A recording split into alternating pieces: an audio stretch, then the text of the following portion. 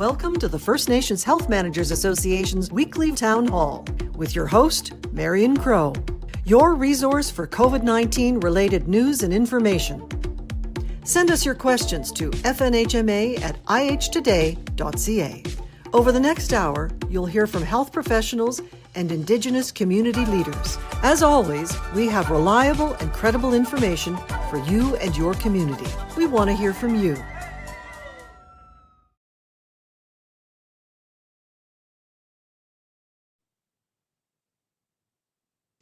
Tansei, welcoming you to the FNHMA virtual town hall.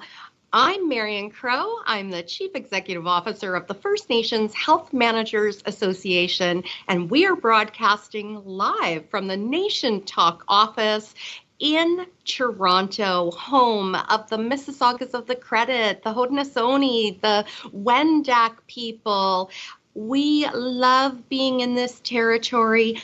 What we love even more is you welcoming us into your nations, your organizations, and your territories all over beautiful Turtle Island.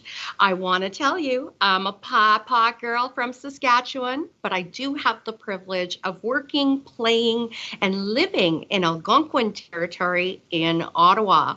So some of our regulars will know that we've changed up the format a little bit. So we're so delighted to still be broadcasting live on the radio and on the live stream. That's Wednesdays at 1 o'clock Eastern, various times across the country.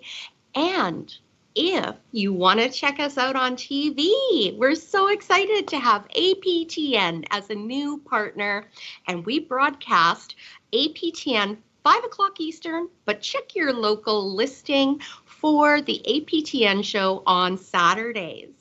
Shall we get to it, folks? I am so delighted to be welcoming in an all-ladies panel today. So we do have with us a returning guest, and I love Leila. Leila Gillis is joining us from Indigenous Services Canada.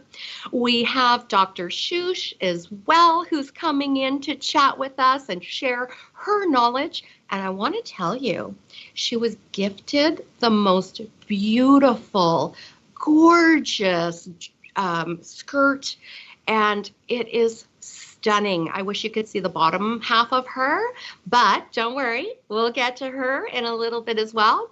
And then capping us out is going to be Marcy Auger from the Orange team, and I am delighted to hear some of the stories about what the vaccines have looked like in some of Northern Canada. So I think you know the drill by now. If you have a question for any of our guests, if you have an idea for a future guest as well, we are bringing COVID information to you via this format until June 30th.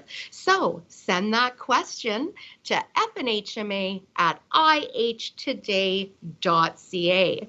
Now, I know you're scurrying to your computer, you're typing that email now into your phones, and I look forward to unpacking some questions from you so that we can keep doing this two-way dialogue.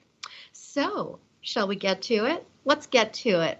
The lovely Leila Gillis from Indigenous Services Canada is now joining to give us some epi-stats and information from our lovely partner, Indigenous Services Canada.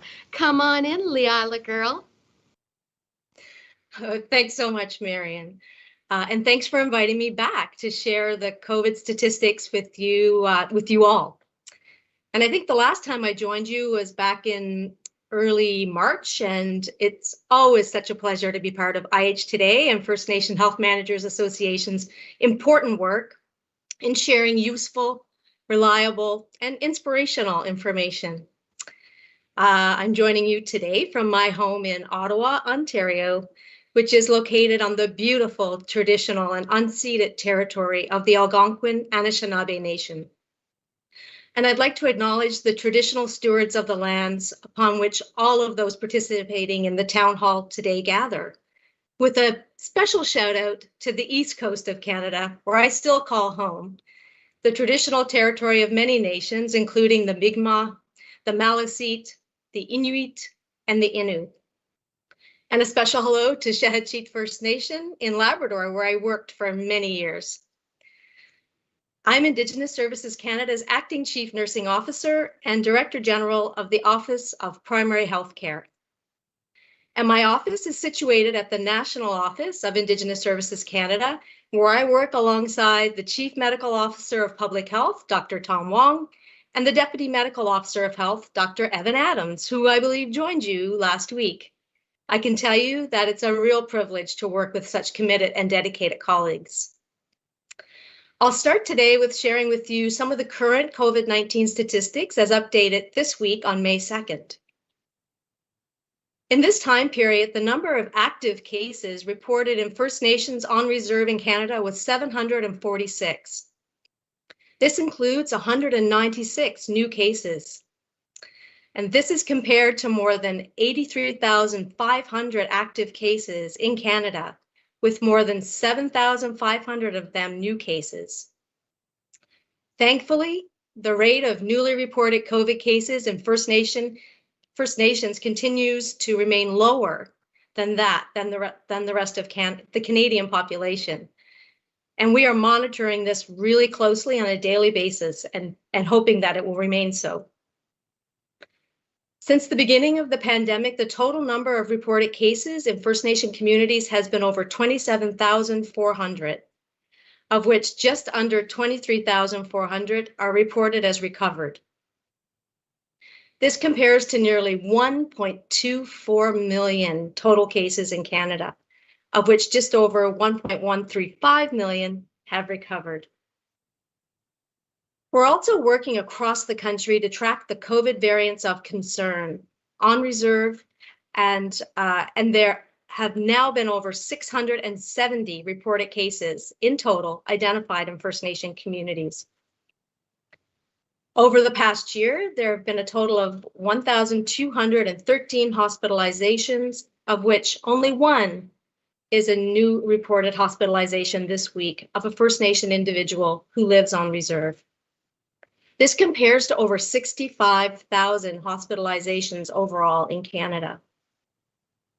Unfortunately, there has been one new death associated with COVID this week, and an overall total of 318 deaths for First Nations on reserve across the country since the beginning of the pandemic.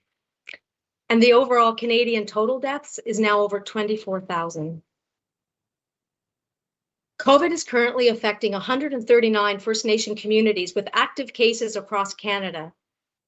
And cumulatively, a total of 450 First Nation communities have been affected by COVID-19. On the vaccine front, over 99% of First Nation communities have access to vaccine clinics. And over 254,000 First Nation individuals living on reserve have received both their first and second dose of COVID vaccine.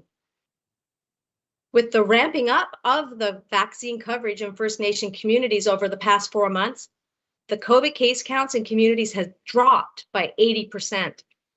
This is really encouraging, but communities and individuals should remain vigilant and continue to follow public health measures as we continue to roll out the vaccine across the First Nation communities. And I'm happy to share that today, Health Canada offered some hope to parents anxious about their unvaccinated children by clearing the Pfizer product for use in people as young as 12 years old. After reviewing clinical trial data, regulators have determined that this Pfizer shot is safe to use in people 12 to 15 years of age, which is down from the previous cutoff of 16. This is indeed encouraging news. Pfizer is the first product to be authorized for use in this younger age category. Currently, the other products authorized for use in Canada, AstraZeneca, Johnson & Johnson, and Moderna, can only be used in people over the age of 18 for now. And before I leave you for this portion of the town hall, I want to acknowledge that it is Mental Health Week, and to recognize that these times of anxiety and isolation for so many people are a reality. The Canadian Mental Health Association reminds us to name it, not numb it, and to embrace all of your emotions, whether you're feeling good or challenging or difficult. It's all part of being human. And please do seek help if you're not feeling okay. I also wear red today in respect and recognition of missing and murdered Indigenous women, girls, and two-spirited people. It is the National Day of Awareness in Canada, also known as Red Dress Day. And I'd be remiss, as Indigenous Services Canada's Acting Chief Nursing Officer, to not give a great big shout out for National Nursing Week next week, May 10th to the 16th. Boy, what a year it's been for all nurses serving First Nation communities across this country. The theme of Nursing Week this year is #WeAnswerTheCall. And time again, nurses have gone the extra mile to answer the call in the fight against this pandemic, and to volunteer to take on additional roles in COVID testing, contact tracing, supporting families isolating at home, and supporting vaccine rollout across the country. It's been tough for nurses to balance their responsibilities at home while supporting all the extra responsibilities this pandemic has placed on their roles. They've adhered to personal protective equipment protocols every day, along with the many other public health measures, and in many cases, self-isolating from their family and friends to protect their clients and communities. Nurses have used their knowledge and expertise to pivot and respond as we learn more about COVID-19 throughout the past year, and also how it was impacting individuals and communities. I hope that you'll join me in expressing sincere gratitude to all the nurses working in First Nation communities over this past year, and who continue to come to work and demonstrate their commitment to well-being and health.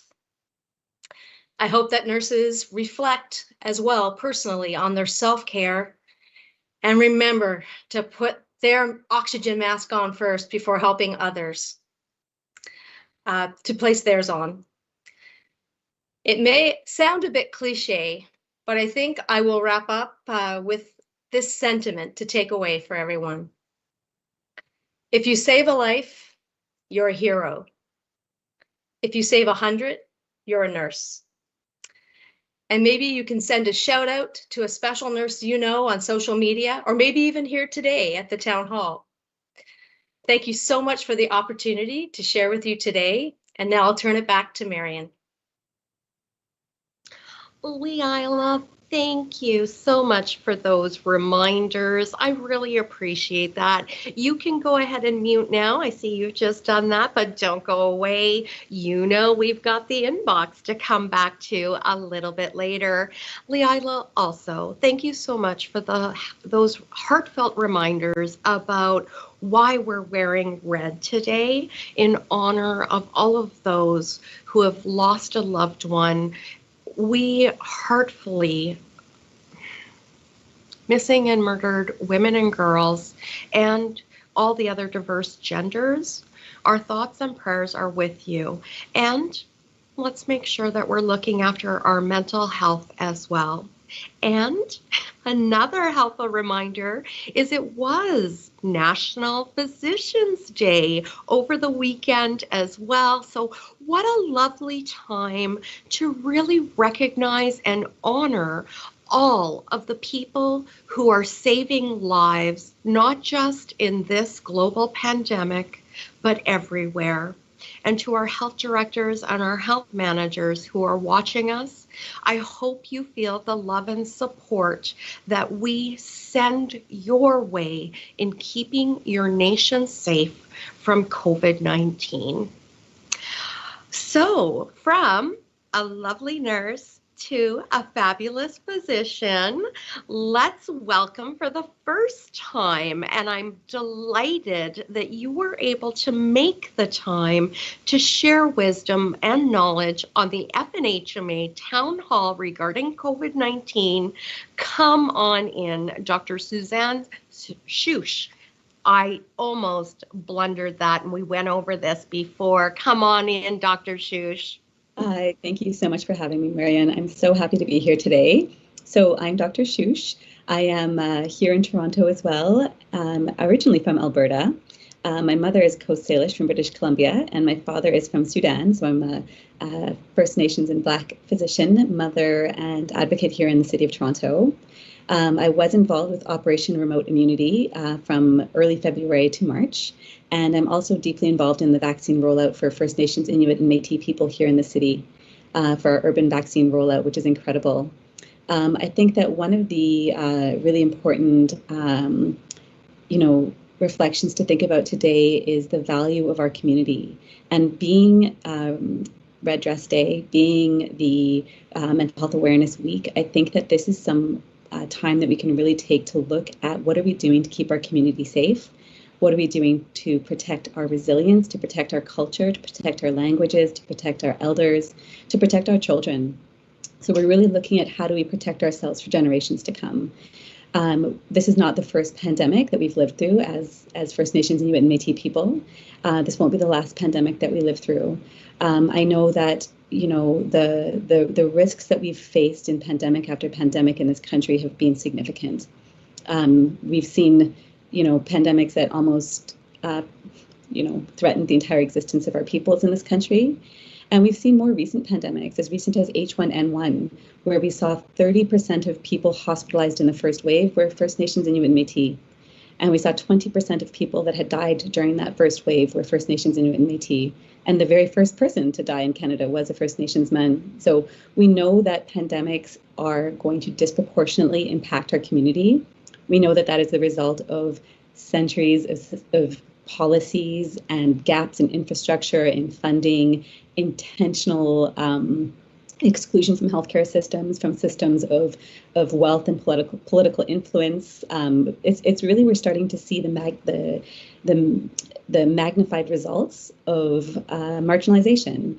And I think that this is one of the first times that I've seen a truly strong attempt at an equitable rollout for a vaccine, for healthcare services, for First Nations, Inuit, and Métis people living on reserve. We know that people on reserves, I know it's incredible. We know that on reserves, the access to healthcare is truly there's a massive gap between what we can access on reserve and what we can access in the city. So for example, even in the city, we're looking at calling the experience that we're going through right now a healthcare system collapse, where we have to send people away from our cities, away from their homes, away from their hospital for care, where we're facing running out of oxygen, where we're facing issues of medical shortages of trained staff, shortages of nurses and physicians. And that, what we call a collapse of healthcare, has actually been the reality of life on our reserves for far too long. We know that there's been issues, all of the same issues that we're so scared of happening, they are happening across our province. And I think that was one of the reasons that it's so important to have the vaccine prioritized in Operation Remote Immunity, why that was such a phenomenal feat of logistics and cultural safety and community involvement. And it was really a model for reconciliation and care that we want to see going forward. So I'm really happy to be here today. We're still facing an uphill battle. We know still in Toronto, we've seen, again, the number one social determinant of health is truly privilege. It's truly having a house to socially distance in, the resources and the means not to work, political influence, economic power, not having to be an essential worker. We've seen, wave after wave, 80-some% of our people impacted by COVID have been BIPOC, Black, Indigenous, and people of color. We've seen the links between race, racism, poverty, and health. And we've really seen that First Nations people as well face a significant risk. They've been prioritized. Our community has been prioritized as First Nations, Inuit, and Métis people from the very beginning of the pandemic as a priority group for the vaccination, but we're still lagging behind in urban settings. So there was not that parallel rollout that Operation Remote Immunity was able to instill in the rural and remote communities here. It is being addressed as quickly as possible on a grassroots level, but we're still seeing rates, 3 times higher hospitalization rates with COVID, and significant higher morbidity and mortality at younger ages. So what we really want is everybody to be safe as possible. We want everybody to ask their questions, tell us what you're thinking, tell us how COVID is impacting you, what you believe and don't believe, what you think we could answer to make you feel safer. My goal is really to see as many of our people continue to thrive through this. And I know that there is so much more than just social distancing. It has been really hard for us. It's been a really hard year and a half, and we're going to get through it, but we've just got to keep working together to get there. So I'm very happy to be here today. Thank you very much. Thank you so much, Suzanne. It was so empowering to hear you talk about the prioritization for the first time in vaccine campaigns and explain to us why it is so imperative that Indigenous people are prioritized and are having access to the vaccine.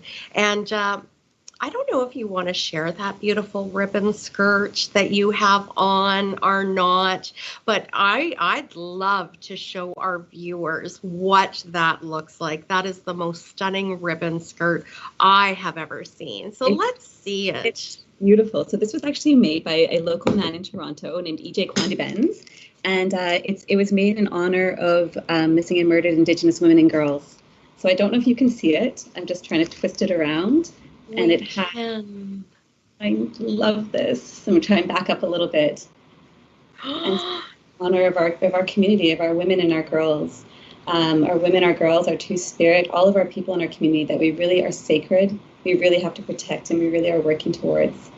So this is a beautiful gift today that I'm so pleased and I'm so happy. I feel the ladies I'm working with today told me that my anti-transformation is complete. Oh, it is just stunning, and I absolutely love it. So thank you for showing everybody the beauty of what's represented in that ribbon skirt. Thank you. Now, doesn't that feel good, everyone, to see everybody? I know that we are all struggling to maintain balance. We're coexisting in multiple family homes in some cases. We're unable to social distance, but here's a little hope.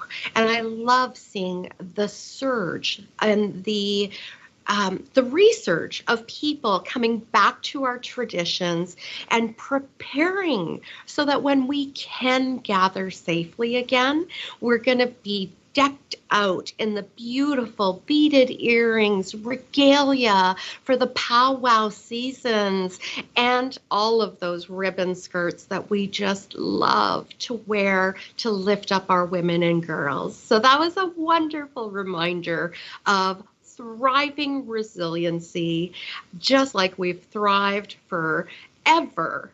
That is it in a skirt. Now, I do want to remind folks, if you have a question for any of our guests, feel free. If we don't get them on today, we come back to the inbox all the time. So that email address is fnhma@ihtoday.ca. So I look forward to getting those questions answered, and if not this time, next time. Okay, now for our third woman on this panel. of course, I'm not going to be able to speak today because I'm awestruck by the power of knowledge that these other women bring to our show. But we do have Marcy Auger with the Orange team to talk about some of those Operation North vaccine campaigns that have been going on. So, Marcy, are you ready to come on in? Come on into the Crow's Nest view and join all of our viewers and listeners on the FNHMA Town Hall. Marcy, over to you. Hi, Marion. Thanks so much for having me today. So my name is Marcy Auger. I'm coming to you today from the unceded territory of the Algonquin Anishinaabe people in my home of Ottawa. A little bit about myself. I've been a paramedic for 25 years and the last 16 years out of the Ottawa area. I've been involved in disaster health emergency management and multidisciplinary teams for probably the last decade. That's been my focus, which led me to be the planning chief for Operation Remote Immunity. And I can tell you that that was a monumental privilege and really a highlight to be a part of that rollout. I'll tell you a little bit about Operation Remote Immunity and how it came about. So the ask was for to vaccinate the priority groups in our northern communities and to do that in 31 remote fly-in communities for all of the similar reasons that Dr. Schuch brought up today, and she was involved. We were very lucky to have her. Limited infrastructure, access to healthcare. So we had to do this within a certain defined time frame. We had from the beginning of February to the end of April. We were delivering the Moderna vaccine, which presented some challenges as well, which I can speak to. And there were a lot of conversations that went on before myself and my team were involved. But our job was really to take that objective, the ask, and to operationalize it and make it happen.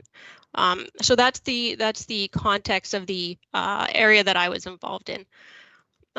We had some principles that we had to abide by that were established by the NAN that we went through, and we came up with some strategies to ensure that we kind of followed all of those principles.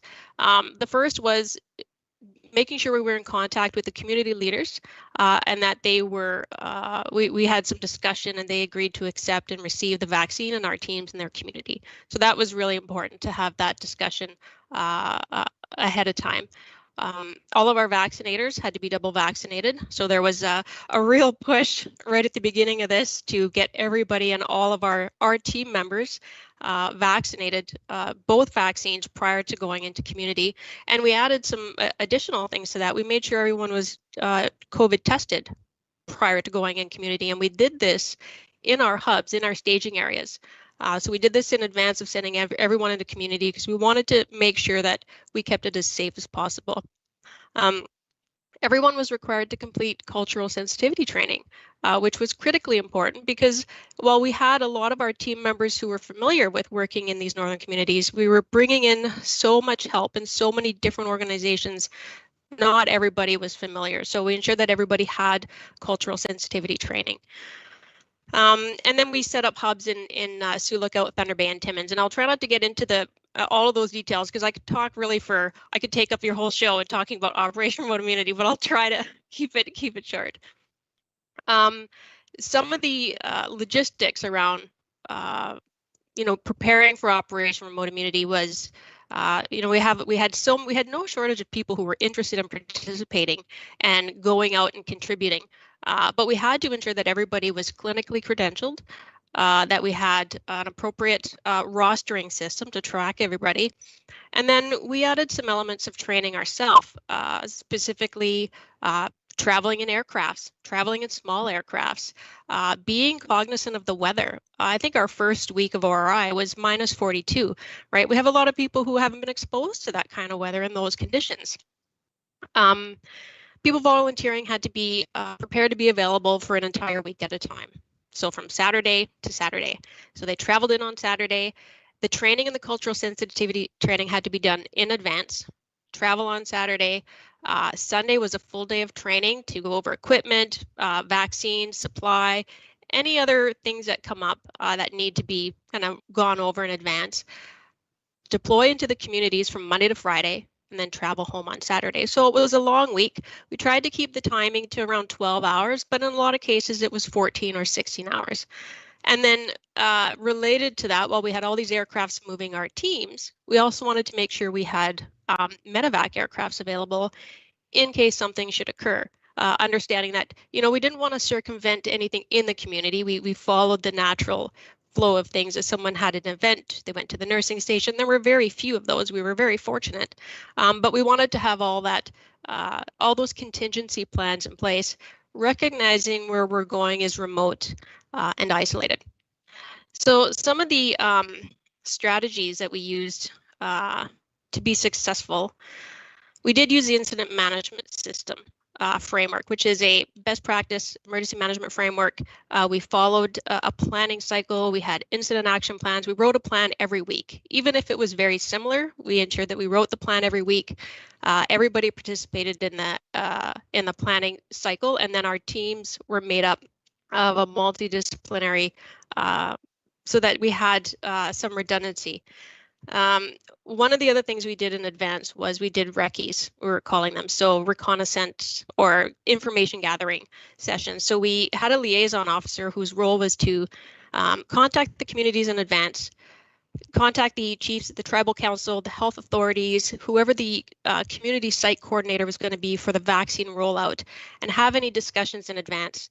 And in a lot of cases, we actually sent a team member in advance to have a look at where the plan was to hold the vaccine clinic, and just make sure that we were doing everything as safe as possible, that we could maintain social distancing, reminding everybody that mask wearing was an absolute, making sure that we could maintain infection prevention and control mechanisms.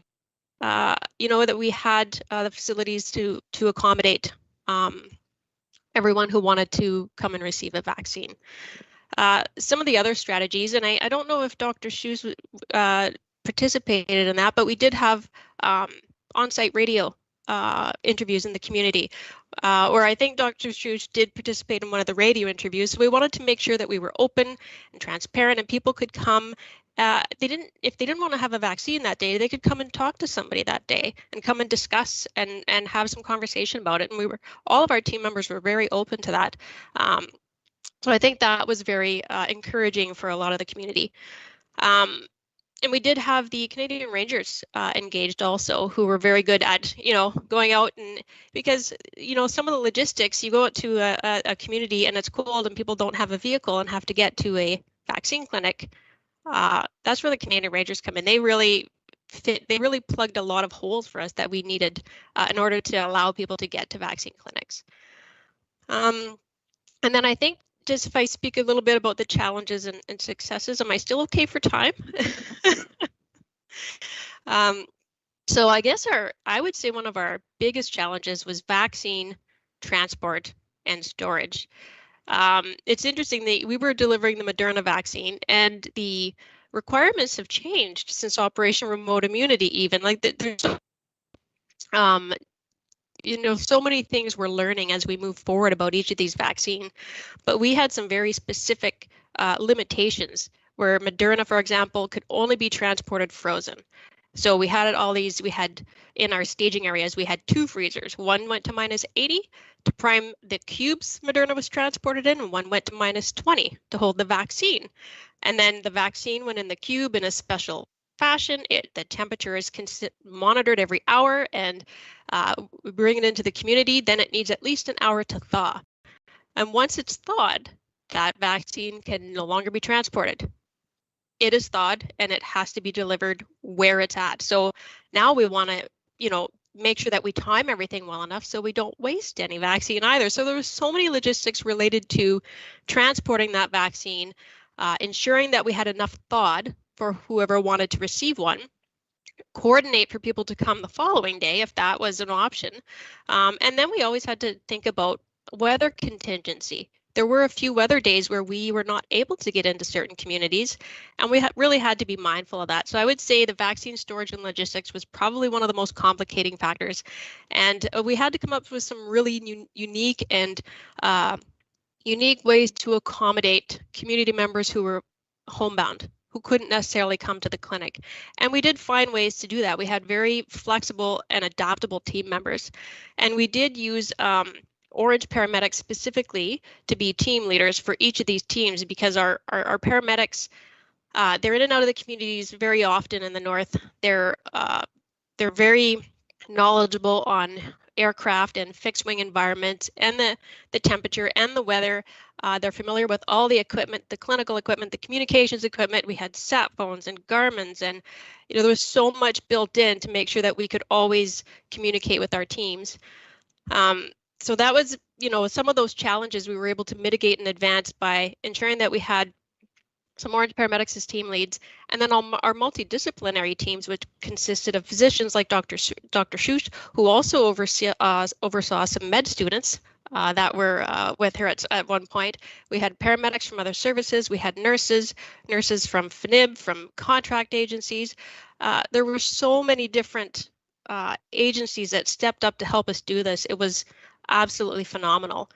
And I guess I'll close by saying our successes were, I think 25,000 doses is what we administered in our 31 communities in Ontario. So that was fabulous. Providing people with the opportunity to go to these communities who haven't had opportunity before and to experience the openness and the warmth and giving people an understanding of what health equity means in these communities and how complicated that can be. And we had a lot of thanks and gratitude from the communities for coming and for providing vaccine, but the thanks and gratitude really went both ways. And we had team members who used words like this was life-changing for them, that this was a highlight of their career to be able to go into these communities and contribute in a positive and preventative fashion. And for myself specifically as a paramedic, a lot of times we're very reactive. Something happens and we show up and then we respond. This was an opportunity to interact with the communities in a completely different way, in a positive way. We're able to build some really strong relationships. And really, we are thankful and grateful, and we feel privileged to have been invited into the communities to participate in something so monumental. Monumental is right. Thank you so much for sharing that journey. I mean, a lot of people know that it's challenging to get resources, food, and the cost to get things to the north, and to actually be able to make the north a priority is stunning and spectacular. And I thank all of the paramedics as well. And speaking of thank yous, let's give a second to cue the public service announcement from the First Nation Health Managers Association and partners. And let's join in celebrating and thanking everyone who is keeping our nation safe. So to the studio, we're ready for that video now. To all the dedicated healthcare workers and providers on our community front lines, we thank you and owe you a debt of gratitude. We stand united as Indigenous health organizations. We support you all in your efforts. For credible information sources on COVID-19, please visit the Public Health Agency of Canada and Indigenous Services Canada websites. The partner organizations mentioned here are also trusted sources to support you. Thank you and stay safe. Love and gratitude. I hope you are just wrapped in love and warmth and all of those thank yous that we send to you. And I hope the panel feels love and gratitude from the First Nations Health Managers Association. We thank you as well, Leila, Suzanne, and Marcy. Thank you so kindly.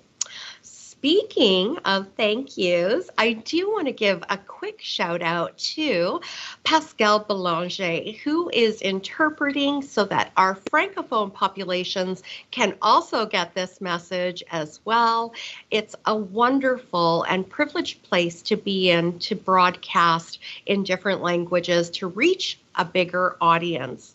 And speaking of audience, oh my God, where's my magic mirror from Romper Room? Remember last week, all of our listeners, viewers? So it's time to bring out the Romper Room mirror and give shout outs to Leland, RC, Stella, Donna, Kathy, John. I do see Amber, Jen, and Darlene. I see you too. So thank you for choosing the FNHMA COVID-19 town halls as your trusted, reliable source for information. So I'm very delighted now to be able to look into the inbox, and I'm just gonna get folks ready. So I will call upon you individually for questions from the inbox. So Marcy, since you ended our dialogue, why don't we go to the question for you right away? And bear with me, folks. I'm using a new technology platform. So I am just going to pull up that question for Orange. So Marcy, I have a question. You talked about some of the challenges your team ran into regarding Operation Remote Immunity. Were there any suggestions or changes you would make regarding reaching remote communities going forward? So I guess we're looking for lessons learned. And then another question, Marcy, is who were the major collaboration partners? I know you talked about Dr. Shush, and you've talked a little bit about NAN as well, the Tribal Council. Were there other Indigenous organizations? Do you know if anything like this has been done before? And what were some of your highlights other than all that love and gratitude you got? So over to you, Marcy. All right, that's several questions. I'll try to answer what I can. So there were several agencies involved in the initial discussions for rolling out the vaccine. There was the Remote First Nations Community Vaccination Distribution Group and federal partners, Indigenous Health Services, and then all of the several tribal councils. There was. I don't know that I can remember all of the different organizations involved. Really, at my level, the operational level, was where we engaged the clinicians and the operational staff.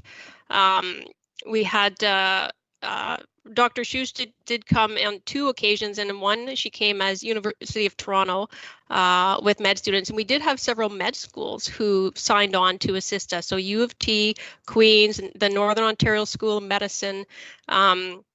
We had the, as I said, FNIB and Indigenous Services. We had local emergency services, so paramedic services in Kenora, North Superior EMS, and then in Moosonee and Kashechewan area also we had James Bay ambulance service in Waha who assisted in that area.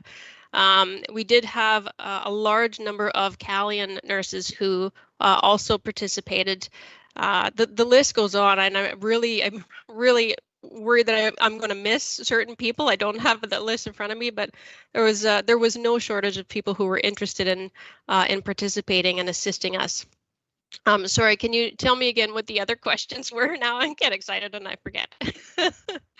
Would you do it again? Oh, absolutely. I mean, this, like you said, this was such a remarkable opportunity to be involved in something proactive, something preventative, something that, you know, if it could be catastrophic, really, in these communities, while we work towards better health equity, this could be catastrophic in these communities, and this really gives us the opportunity to mitigate that catastrophe in advance and do it in a positive light, and do it you know, with everyone who has the opportunity to discuss and learn about this together. We did have other challenges and things that are, might seem like a little thing, but for our paramedics is sometimes a normal thing. So we're very accustomed to working in out-of-hospital environments, right? Our office becomes anywhere we show up. That's where we work. We had in some cases power outages in the vaccine clinic while we put on a headlight and continued administering vaccine. It didn't stop us from doing it, but that was part of having that multidisciplinary team who was very adaptable and flexible and able to problem solve and troubleshoot on the spot and make sure that the operation didn't stop, but the operation continued to go forward. I think the transportation and storage, I come back to that because that was really a limiting factor for us, and it really challenged our ability to mass vaccinate, I guess, because we had to keep things within a very specific timeline. Once the vial is punctured, it's only good for 6 hours. Out of the fridge, it's only good for 12 hours. So there were so many limitations. And now that we're learning more about the vaccine and their stability of those vaccines, we have a little bit more leeway. So I think the planning and having we were very fortunate. Our CEO, Dr. Homer Tien, is very passionate about health equity and very passionate about being inclusive in remote communities. And he was very firm on ensuring that we had a stable vaccine supply so that we could meet the ask. The ask was vaccinate everyone who wanted a vaccine from this date to this date. 28 days apart, and the only way we could do that was with a sure vaccine supply, which is one of the challenges that we're seeing everywhere now. So I think when we're working in these environments and we have a defined timeline and defined objectives, having the tools to do the job is really critical, and vaccine was really a critical factor for us. I hope I answered your questions. Did I answer them? You did. Thank you so much, Marcy. And Dr. Shush, come back on in. I do have a question for you as well. You know what? As an Indigenous physician, to be included in the mission Operation Remote Immunity, how important to you was that activity? Did you feel embraced in the nations? Were people lined up to get vaccines? Tell us a little bit about being an Indigenous physician in this project. I think that that's one of the best experiences to have is when you can work in the community that you're from. And I have so many of my patients that will talk to me and just be like, oh, it's so amazing to have an Indigenous doctor. It's so amazing to have somebody from my community, somebody who knows me, somebody who understands our history. And it's the same for me as well. It's like coming home. It's like being at peace. It's just being with your people, with your northern relatives. It was truly one of the best experiences. On my mother's side, I'm an intergenerational residential school survivor. My family also grew up in Indian hospitals, getting their care from Indian hospitals, having experiences of just the same exclusion, the same marginalization, the same disempowerment, and really understanding the impact that has on people trusting our care, on people trusting us coming into their community and not harming them, and people wanting to see us, wanting to feel that I would not, inflict further trauma. Just as a personal, I would do everything possible to make somebody feel comfortable and to make somebody feel that this experience was something positive, that there was nothing traumatic or triggering that reminds them about painful experiences. And I think that even understanding the issues of vaccine hesitancy that people call is truly a reflection of your interaction with the healthcare system. If you've had good experiences with the healthcare system that's never let you down, with the healthcare system that's designed for you, designed by you, you will have a lot higher trust in it. And I think that just feeling like I could bring a level of trust to community was really incredible. Feeling that when, I could relate to somebody, being a residential school survivor or an intergenerational residential school survivor, you can relate to stories about horrific experiences that have happened. And I think that that really was one of the most incredible things. And I know that that was a priority for Orange. Every single team on in community had Indigenous providers on it, whether they were physicians or nurses or logistics. Every single team member, and as much as possible, team members were included that were from the community as well. We did see people lining up the doors, and that is a testament to the work done on the ground by the communities themselves. You know, the issues of vaccine hesitancy were there, but it was the same fear that everybody has. The fear of the unknown, the fear of being the first, and that was unusual for our community. That's not normal. But the people on the ground from the community, the healthcare workers on the ground, the community leaders, the elders, the band council, the chiefs, they were incredible. And they poured their hearts into making the community prepared. And when we arrived, the communities were prepared. And it was really fun. It was just like going to a powwow, you know, and being on the radio, being on the Black radio. You know, they would suddenly flip out their phone and do an Instagram Live or a Facebook Live on the spot just to say, you know, oh, spot's opened, or this, you know, let's chat with this person, chat with that person. It was really, it felt like a family event. And I think that that was something that we're really trying to emulate here at our own vaccine events here, is making it a beautiful, comfortable, familiar space of familiar faces, of a place of safety and a place of warmth and a place where you feel good about having come and good about having had a vaccination. Thank you so much, Dr. Shush. You know, speaking of vaccines, there are questions in the inbox. So lovely Leila, I'm tagging you to come back in. So we've had a lot of discussions this week specifically about vaccinations, and I'm not going to get into the debate about what's happening in the media right now, but here's a firsthand question from one of our viewers, and they're saying, I'm a 45-year-old woman. I received my first shot of the AstraZeneca vaccine 6 weeks ago. Can I still get sick and end up in the ICU? And we are hearing of breakthrough infections after some people have had the immunization. Which vaccine should I get for my second dose, and when? Is it a good idea to switch up the vaccines, if that's even an option? And I know we're saying get the vaccine that's offered to you just because we need everyone vaccinated right now. So I'm going to ask Leila to comment on that. And Dr. Shush, please feel free to jump in on that question as well. Absolutely. And you know, congratulations to the individual who got her first dose. That's really awesome and encouraging. And you know, and that's why there are two doses. You know, the effectiveness of the vaccine after the second dose is a boost, but you do have a considerable amount of protection from that first dose. But you know, it's why I kind of stressed earlier the importance of continuing with public health measures after you get your vaccine, and you know, because there are some possibilities of getting breakthrough infection. Your chances of becoming seriously ill are going to be reduced because you were smart and got your vaccine. And with that second dose, it's going to be even a stronger sort of immune response against hospitalization and severe illness. So your chances of severe illness has been reduced because you've had your first dose.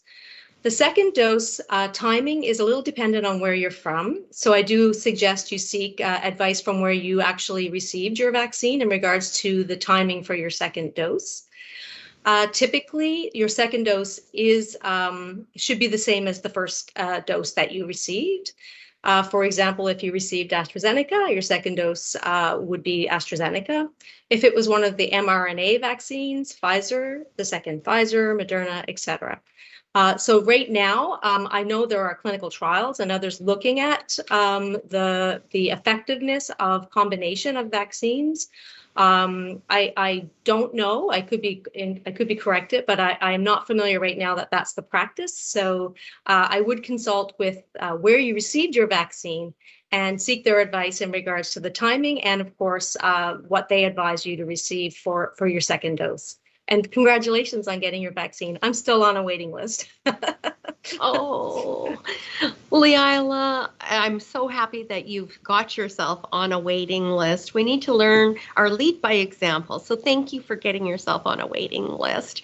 I have had the privilege of making an informed decision, and that's part of the dialogue here of giving you the information so you can make that choice.